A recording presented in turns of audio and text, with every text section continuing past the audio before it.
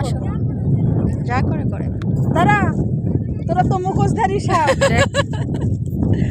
কি জানি গান কি জানি জীবন আমার পিরিতি করলো একই প্রীতি করলো কি সবাই মুখোশ বানানো পাগল মাথা নষ্ট।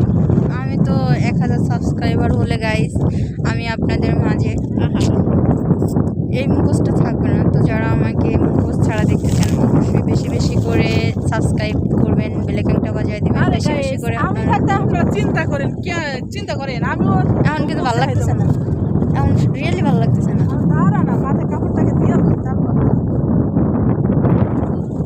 ভালো লাগবে না মানে কি হয়েছে ভালো লাগতেছে না আপু আসো কুড়ি বেডি তুমি মুখোশ দাঁড়িয়ে আর আমি আরে আর ভালো লাগতেছে, তোমার কি মনে হয়? তো এতদিন আসলে গাইস এরকমের মনে হয় নাই যে এরকমের আবার একসাথে হতে পারবো বা হব। তো আসলে আমি আজকে ভাষায় প্রকাশ করতে পারবো না, আমার এত এত ভালো লাগতেছে। এই যে ঈদ গেল, যে আমরা বছরে সবাই, আমরা যত মুসলিম সবাই আশা করি যে একটা ঈদের ভিতরে আমরা বিনোদন দেওয়ার বা নেওয়ার বা ঘোরার বা খুশি হওয়ার একটা বিষয় থাকে। ওই বিষয়গুলো কিন্তু আমাদের ভিতর থাকে না যেহেতু আমরা প্রবাসী। তো আজ কিন্তু ওই জিনিসটা আমার ফিল হচ্ছে যে হ্যাঁ আমি যে সর্বদা মনে করি যে আমার দুটো বোন আছে। তো ইনশাল্লাহ আজও আবার প্রমাণ হয়ে গেল যে হ্যাঁ ওরা আমার সর্বদা আমার পাশে আছে। তো আগে কিন্তু এটা হতো যে নাজমিন সুলতানা আপনারা চিনেন, আপনাদের মাঝে গান পরিবেশন করে থাকেন। উনি কিন্তু আমরা দুজন কিন্তু অলস, আমি একটু কম অলস, মিতুল ইসলাম উনি কিন্তু বেশি। তো অনেক সময় আছে যে নাজমিন সুলতানা রেডি হয়ে ওনার রুমে যেতেন, যেমন উনি আর মিতুল ইসলাম মুন্নি ওনারা এক সাইডে থাকেন, আমি আবার একটু দূরে থাকি। তো ওনারা দুজন রেডি হয়ে পরে আমার যে উঠাতেন, অনেক সময় হচ্ছে যে আমি রেডি হতাম, এরকমের বিষয়গুলো ছিল। তো ইনশাল্লাহ আমি আশা করব ওনাদের থেকে আবার আমরা আগের মতো করে উঠবো, কারণ ঘুরলে ভালো লাগে, মন মানসিকতা ঠিক থাকে, এটা আপনারাও জানেন।